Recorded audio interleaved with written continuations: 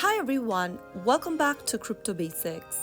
In today's episode, we will be learning how to change password on Paxful application.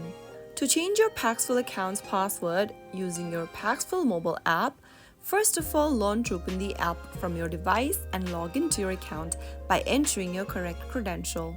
Once you're signed into a Paxful account, tap on the human icon which should be located at the top left or right corner from your interface.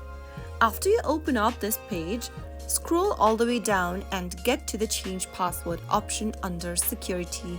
Inside the Change Password, enter your current password in the first tab, and in the New Password field, type in your new password you'd like to change to for your Paxful account.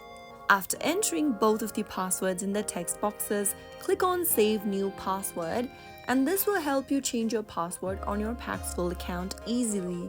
So that's how it's super easily done. I hope the tutorial was helpful.